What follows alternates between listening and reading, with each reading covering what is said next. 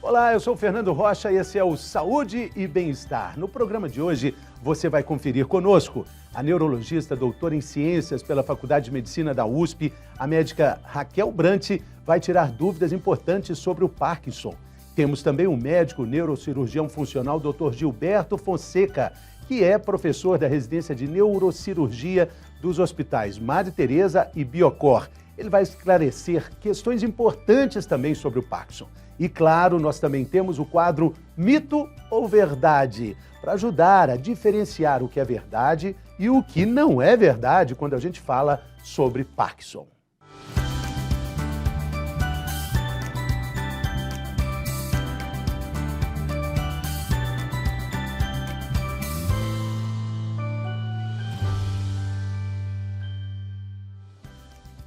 Muito bem, os dados da Organização Mundial da Saúde, a OMS, mostram que aproximadamente 1% da população do mundo com idade superior a 65 anos tem a doença de Parkinson.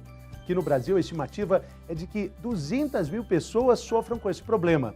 Essa doença foi descrita pela primeira vez por um cientista chamado James Parkinson, daí o nome, que acabou batizando a doença. A cada ano que passa, mais pesquisadores avançam na compreensão difícil desse problema que atrapalha a qualidade de vida de tantas pessoas, principalmente os idosos. Para conversar sobre tudo isso conosco, nós temos dois grandes especialistas no assunto. No primeiro bloco, a gente conversa com a neurologista, doutora em Ciências pela Faculdade de Medicina da USP, a médica Raquel Brant. Seja bem-vinda, doutora. Obrigada pelo convite. Alegria nossa. Para a gente começar a falar sobre esse problema que acomete tantas famílias brasileiras, né, doutora?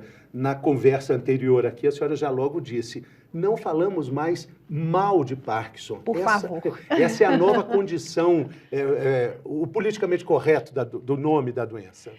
A doença de Parkinson ela tem um comprometimento importante da população e ela é uma doença extremamente tratável.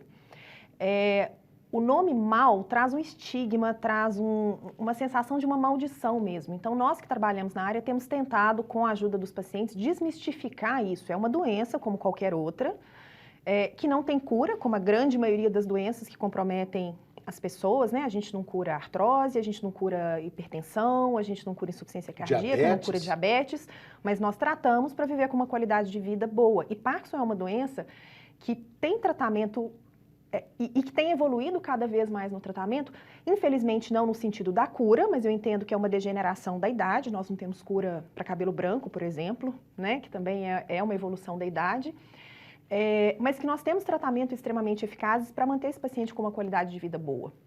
A Parkinson é uma doença do adulto maduro, ela não é uma doença do idoso que já não tem função, uma função ativa na sociedade, né, de produção de renda. Frequentemente, Parkinson pega as pessoas numa fase muito produtiva. Ele é considerado de início precoce abaixo dos 40 anos, ele é juvenil abaixo dos 21, mas essa média de início dele, em torno de 60, 65 anos, as pessoas ainda estão muito produtivas. Sim, então é uma doença que precisa ser desestigmatizada para que essas pessoas possam ser mantidas inseridas no mercado de trabalho, inclusive. Cada vez mais, ainda mais se a gente entende que a pirâmide nossa de idade ela está mudando, né? Em breve a gente vai ter mais idosos do que jovens. Sim. No Brasil, né? A gente tem que falar de produtividade nessa idade. Sim, né? E como manter a independência, como manter a capacidade funcional, a inserção social dessas pessoas. Desestigmatizar a doença de Parkinson e os portadores da doença de Parkinson é importante. Daí entra essa conversa nossa mais cedo de não falemos mais mal, por favor. Falamos de Parkinson, né? De Parkinson ou doença de Parkinson. E como ele ocorre e por que ocorre, os primeiros sintomas. Eu fico imaginando que para uma médica experiente como a senhora o diagnóstico deve ser muito difícil, né? Porque tremores existem de diversas formas e causas, né? Normalmente a pessoa associa um tremor ao Parkinson. A doença de Parkinson, o único sinal que é obrigatório para o diagnóstico de Parkinson é lentidão dos movimentos. Não o tremor? Não. 30% de quem tem Parkinson nunca tremeu e nunca vai tremer. Olha que informação importante. Aqueles tremores incapacitantes, eles têm menos pessoas acometidas pelo tremor incapacitante do que pessoas sem tremor nenhum. Então, o que define para a gente um diagnóstico inicial de Parkinson é a lentidão dos movimentos. É a pessoa que anda e não balança um dos braços, que tem uma dificuldade de abotoar, de picar uma carne, a letra fica pequena, dificuldade de escovar os dentes. Parkinson sempre começa de um dos lados do corpo. Ela é uma doença assimétrica. Então, uma das coisas importantes, muito além do tremor, é a lentidão no caminhar, principalmente? É aquela pessoa que, na hora que ela vai andar, ela não tem o balanço normal do braço, que ela acaba, mesmo na hora de gesticular, por exemplo, ela usa muito mais uma mão do que a outra mão. Então, a doença de Parkinson é uma doença de perda de movimento. O que é obrigatório é a lentidão. E essa lentidão precisa vir associada a um de outros 3 sintomas, que a gente chama de sintomas cardinais da doença de Parkinson. Então, eu preciso ter lentidão, e essa lentidão tem que vir associada ou à rigidez muscular, ou ao tremor de repouso, ou uma perda de equilíbrio. Uma vez que eu tenho essa lentidão associada a um desses sintomas, eu digo que eu tenho um quadro de parkinsonismo, que é uma forma de não nos comprometer muito com o diagnóstico ainda. E aí que são necessários os exames para a gente avaliar se esse parkinsonismo é um parkinsonismo secundário, ou seja, ele tem alguma causa. Por exemplo, vários medicamentos para digestão, por exemplo, causam isso. Medicamentos para labirintite podem causar isso. Vários medicamentos que as pessoas usam para dormir. Medicamentos psiquiátricos, vários, podem causar um sintoma muito parecido clinicamente com a doença de Parkinson. Agora, mas esses sintomas podem evoluir para a doença de Parkinson?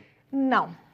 Isso seria um parkinsonismo medicamentoso que até 6 meses depois da retirada desses medicamentos ele tem que desaparecer. Caso contrário, já era um sinal da doença de Parkinson, mas que esses medicamentos eles acabam piorando a evolução do paciente. Existe o outro lado também, que são as pessoas com Parkinson desde o princípio, e existe um terceiro braço, que seriam parkinsonismos atípicos. São doenças que parecem muito com Parkinson no princípio, mas que elas evoluem com uma gravidade. A doença de Parkinson, ela não incapacita com menos de 5 anos. Então, se tem uma pessoa com 2, 3 anos de Parkinson com uma incapacidade marcante, ou essa pessoa está sendo muito maltratada, ou está com alguma interferência no tratamento importante, ou ela não tem a doença de Parkinson. Ela pode ter um parkinsonismo atípico, um parkinsonismo plus. A doença de Parkinson em si é uma doença que permite um controle para a qualidade de vida a longo prazo.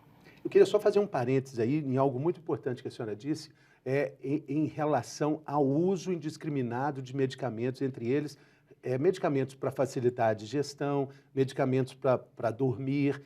A bula está ali dizendo, o abuso pode causar algum tipo de demência. O Brasil é campeão em automedicação, né? Sim. Talvez um dos 3 maiores países com maior uso de medicamentos sem indicação médica, sem a receita. Então, é muito importante a gente falar isso. Estamos falando de um tipo de demência, mas também existem outros que podem acontecer pelo uso indiscriminado desses medicamentos, na né, verdade, doutora? um tipo de doença, né? Assim, a demência ligada ao Parkinson seria um outro termo para casos mais avançados que podem evoluir, também não são todos.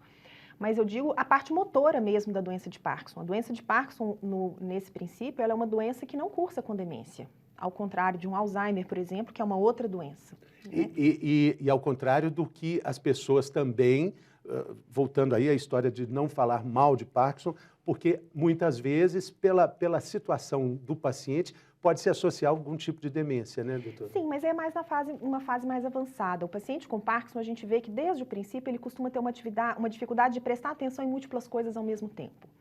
Ele tem uma dificuldade de manter o equilíbrio, a postura dele como foco principal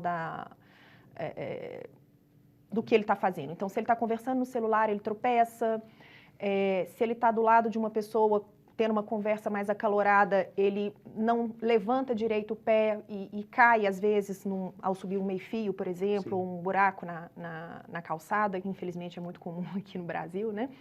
Mas a parte da capacidade, a pessoa conseguir manter a capacidade de trabalho existe, e essa parte cognitiva não é precoce na doença de Parkinson. Doutora, mas depois existem vários elementos da vida social que vão sendo prejudicados também, né, por causa disso, né? Quando a gente fala dessa multiplicidade de sintomas, de conceitos para tratamento, como é que a gente pode falar da prevenção de uma doença como essa? A gente não tem como prevenir especificamente essa doença.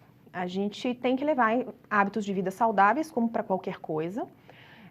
O tratamento também envolve atividade física, fisioterapia, fonoaudiologia, exercícios funcionais, caminhada, o uso correto das medicações, uma vez que está estabelecido o diagnóstico. Eu penso que no futuro a gente vai conseguir identificar um pouco mais as causas genéticas. Hoje a gente não considera uma doença genética, mas a gente já sabe de genes que estão associados à doença de Parkinson.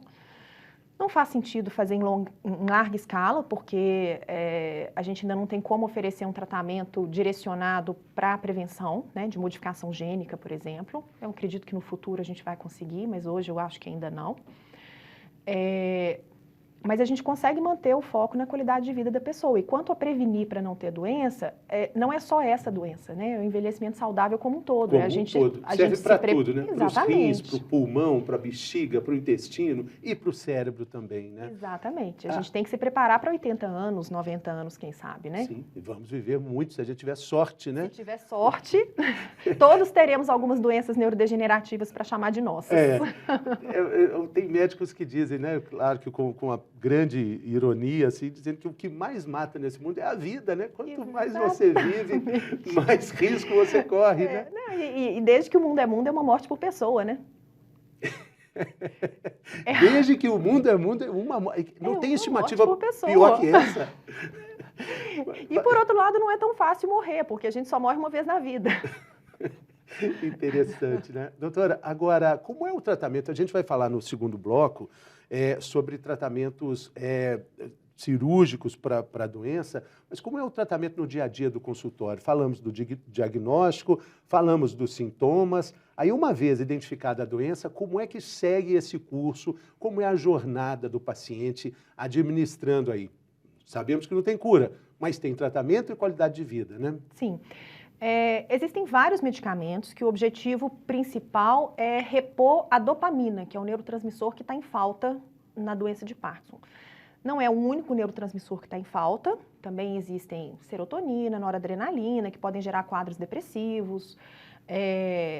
Parkinson é uma doença muito mais ampla, intestino preso, perda de olfato, ela se manifesta de muitas formas, mas a base principal do tratamento é repor a dopamina, que é o neurotransmissor responsável pela modulação dos movimentos.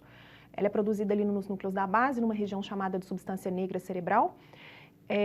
E o que a gente faz com o medicamento, e existem vários, e a grande maioria está inclusive disponível no SUS para os pacientes, é modular essa circuitaria. Então, a gente tem remédios que fazem com que a dopamina do paciente permaneça ativa durante mais tempo. A gente tem remédios que chegam no receptor de dopamina, enganam ele, a gente chama de agonistas dopaminérgicos.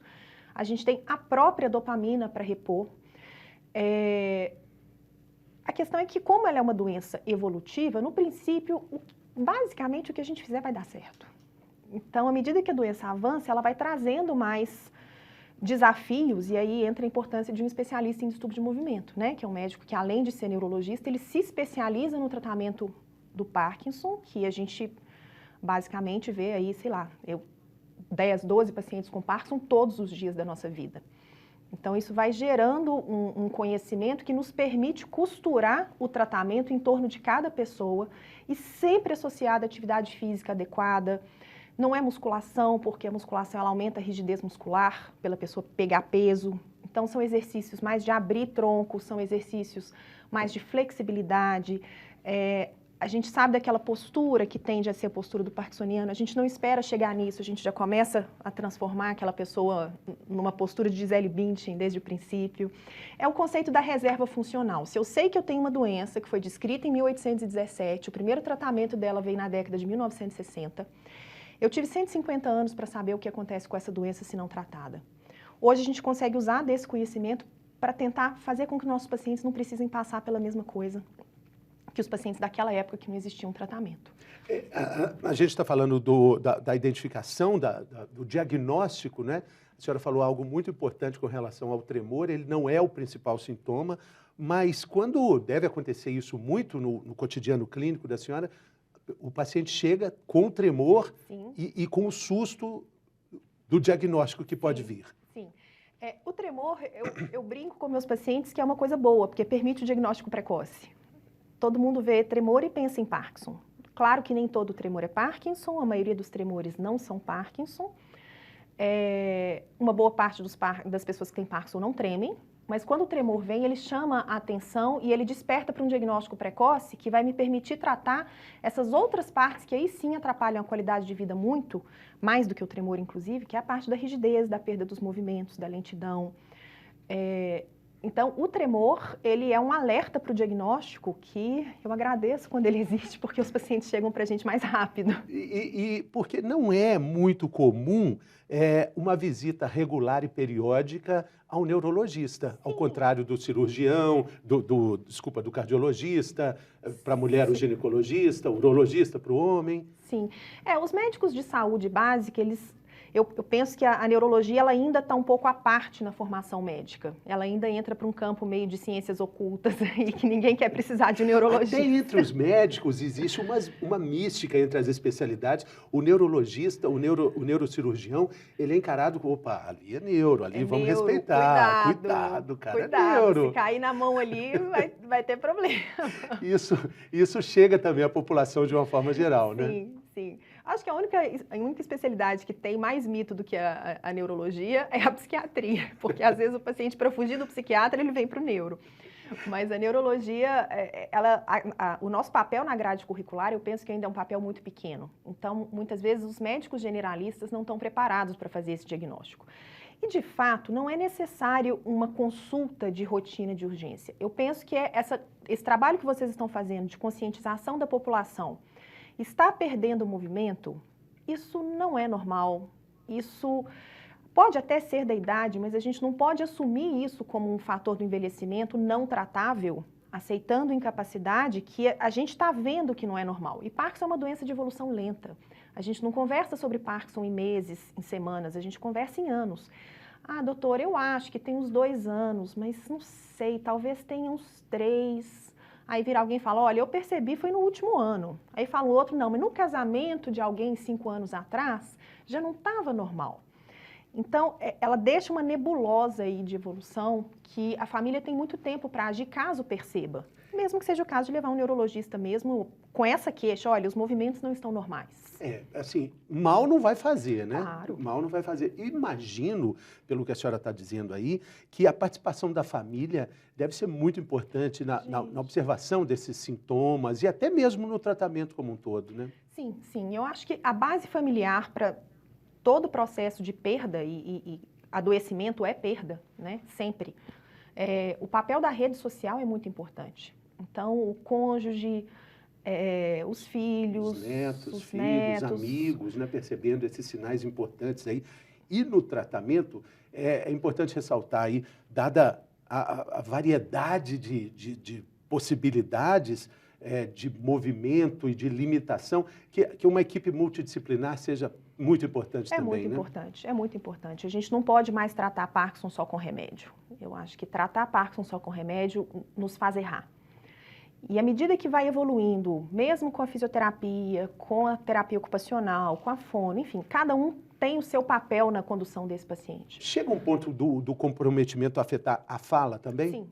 Por isso a fono é importante? Sim. Os pacientes geralmente têm uma redução da mímica facial. É como se fosse aquele rosto do jogador de pôquer, blefando. A pessoa tem pouca ruga, economiza com botox. Por falar em botox, ele também é indicado em alguns casos? Sim, dependendo de alguma contração, alguma contratura muscular fixa que tenha se estabelecido, a gente pode usar a injeção da toxina botulínica para liberar alguns pontos específicos de musculatura.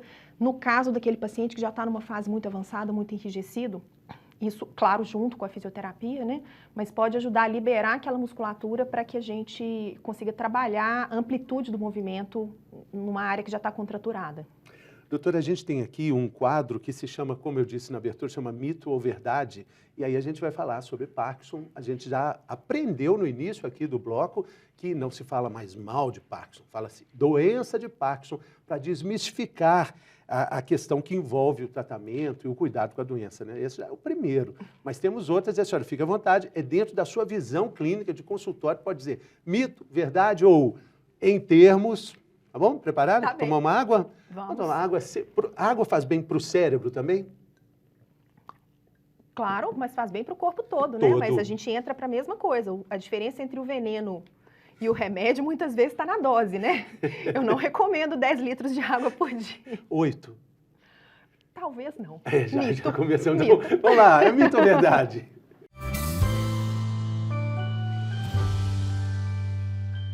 Muito bem, já começamos o quadro antes da vinheta.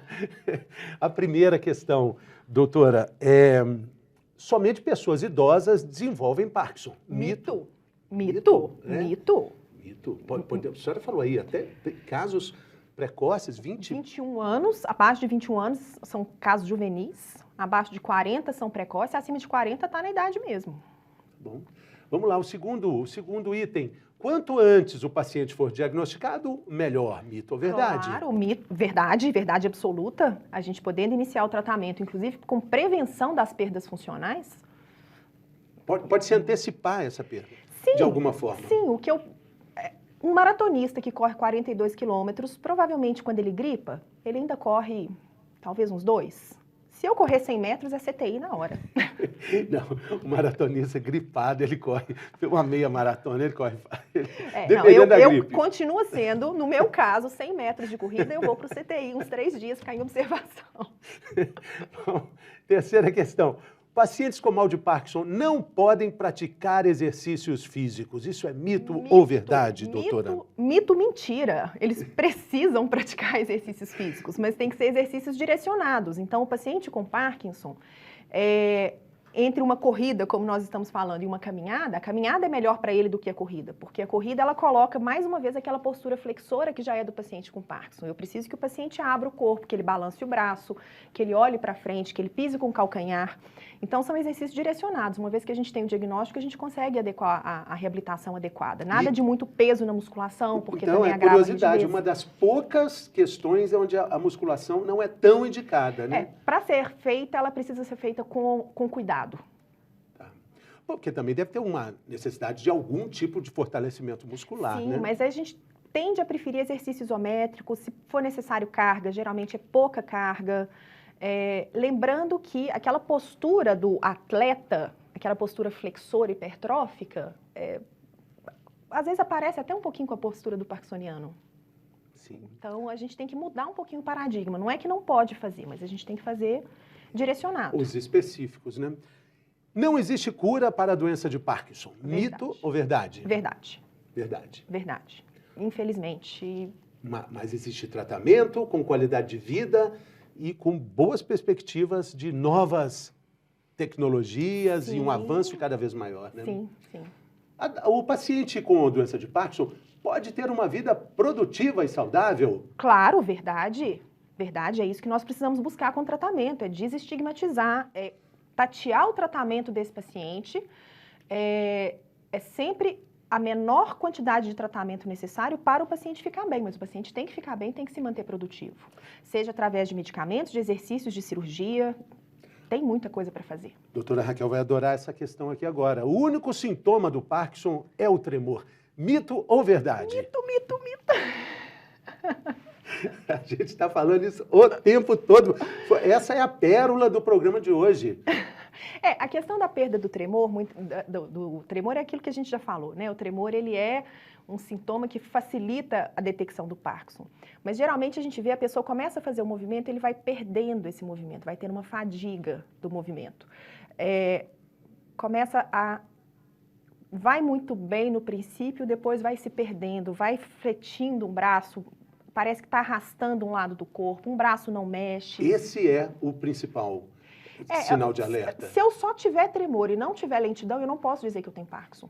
Mas se tiver muita lentidão e não sem tiver tremor, sim, eu posso dar um diagnóstico. Mais uma questão aqui, o Parkinson é hereditário, é mito ou é verdade? Parcialmente verdade, sim, a gente tem cada vez mais identificado genes das formas familiares. De forma geral, uma doença muito prevalente, aquilo que a gente viu, 1 a 2% da população acima de 65 anos. Então, boa parte das pessoas que tem Parkinson não tem nenhum caso na família. A gente não busca casos na família para fazer o diagnóstico de Parkinson. Mas eu penso que com maior entendimento da genética, eu acho que a gente vai encontrar mais casos. Então, ter um parente de primeiro grau comprometido, a gente já considera um fator de risco. E aquela velha frase aqui, eu acho que essa é uma das frases aqui do nosso programa, a questão genética não é uma condenação, é uma informação, né, doutora? Acho que a senhora concorda também. Claro, né? sim. Vamos a outra questão. O paciente com Parkinson toma remédios muito fortes. É mito ou é verdade? Tão fortes quanto a doença. A gente não pode combater A doença não é brincadeira. Uma bomba atômica com mata-mosquito. Muito bem. É claro que a gente também não vai lançar a mão de um paciente que está numa fase de mosquitinho, a gente não vai lançar a mão de um fuzil AR-15. Mas essa medida precisa ser titulada com a evolução de cada paciente. E eu diria que são remédios na medida certa para força de comprometimento que a gente tem com a doença. Inclusive, como o Gilberto vai falar daqui a pouco, a questão da cirurgia, né, do implante dos eletrodos cerebrais. A gente trata Parkinson respeitando a seriedade da doença e a medicação no Parkinson sempre corre atrás. A gente nunca corre na frente. Então, o corpo nos diz que a gente precisa, a gente aumenta um pouquinho. O corpo diz que está bem com aquilo ali, a gente vai focando nos exercícios. Então, tem que ser na medida certa. Por isso, mais uma vez, a participação da família para essa análise do médico é tão importante, né? Eu preciso que o paciente não tenha incapacidade importante. Esse é um tratamento bem feito. Então, isso é bem importante ressaltar. Tem pessoas que não se tratam, que ficam sofrendo com consequências da doença porque não querem tomar remédio, porque os remédios são fortes. E os efeitos colaterais são também, assim, evidentes? Evidentes que eu digo, são marcantes, são fortes também? Podem acontecer, mas é para isso que existe a bula, né? Quando os estudos passam por trabalhos, como a gente já estava conversando aqui mais cedo, que eu sei o que o remédio pode fazer de bom ou de ruim. Se ele é um remédio que é usado, é porque ele tem mais bem para fazer do que mal. E quanto a algum efeito colateral, quando a pessoa desenvolve esse efeito colateral, a gente muda para outra classe de medicamento. Só não pode ser tomado sem uma supervisão médica adequada. Mas é uma doença forte. É um jogo de xadrez, né? Análise, técnica, apuração. E cada paciente tem o seu perfil. Sempre tem alguém que fala, olha, para mim aquele remédio foi ótimo. Aí o outro toma e fala, para mim não foi. Por isso que, via de regra, o que serve para a vizinha, para a tia da amiga, não vai servir para você, mesmo que seja um remédio para dor de cabeça. Essa é a necessidade de médico, né? Porque senão o Google estava resolvendo o problema de todo mundo. Que, aliás, é o doutor, né? O doutor Google. A gente não foi extinto ainda, exatamente porque existem as peculiaridades individuais. E nunca, Quem dera que só os livros sangrassem, que os livros tivessem dor. É muito fácil tratar dor em livro, tratar Parkinson em livro. O problema é nas pessoas. Exatamente, doutora. Olha essa questão. Parkinsonismo e Parkinson são a mesma coisa. Mito ou verdade? Mito. Parkinsonismo significa que eu tenho lentidão associada a tremor de repouso, ou a rigidez, ou a perda de equilíbrio. Mais ou menos como dizer febre. Febre e temperatura maior que 38 graus. Essa febre vem de Covid, vem de tuberculose, vem de câncer, vem de infecção de urina. Vamos investigar. Então, um parkinsonismo significa lentidão associada a um dos outros 6. Parkinson é uma das causas de parkinsonismo, mas nem todo parkinsonismo é doença de Parkinson. E a última questão, quem tem Parkinson tem mais chances de desenvolver demência? Verdade. Verdade. A demência ligada à doença de Parkinson, ela tem uma característica diferente da doença de Alzheimer. A doença de Alzheimer é um perfil mais de memória. Na pessoa com Parkinson não costuma ser de memória e ela é mais tardia na evolução. Então, ela não compromete pacientes nos primeiros anos de doença. Inclusive, um diagnóstico diferencial para um paciente que começa com Parkinson e com demência no mesmo ano é uma outra doença que chama demência com corpos de Levy. Dá muitas alucinações, dá muita alteração cognitiva desde o princípio. A perda cognitiva na pessoa com Parkinson é mais uma dificuldade de manter a atenção em várias tarefas ao mesmo tempo. Isso também é treinado com a fisioterapia para que a pessoa consiga desenvolver essa priorização da postura, do equilíbrio, da segurança pessoal por essa perda capacidade de absorver múltiplas tarefas e múltiplos domínios cognitivos ao mesmo tempo. É mais um padrão que a gente chama de desexecutivo. Eu estou aqui, eu quero chegar ali, mas eu preciso fazer esse caminho por aqui. Sim. A pessoa com Parkinson, ela tende a querer ir direto e muitas vezes ela se atropela aqui. Mas também com a idade, né? Quando o Parkinson acontece, como na maioria das vezes, em pacientes idosos, pode acontecer também um outro tipo de demência. A pessoa pode ter, um raio cai 2 vezes no mesmo lugar, assim. Infelizmente, né? Infelizmente cai, mas a demência ligada à doença de Parkinson, ela existe sim. Alguma coisa em torno de 30% com 15 anos de doença, mas não é todo mundo, não é precoce. A gente precisa desestigmatizar isso um pouquinho, porque a maioria das pessoas com diagnóstico de Parkinson tem condição de continuar seguindo a vida. A maioria das pessoas com diagnóstico de Parkinson tem condição, sim, de continuar seguindo a vida.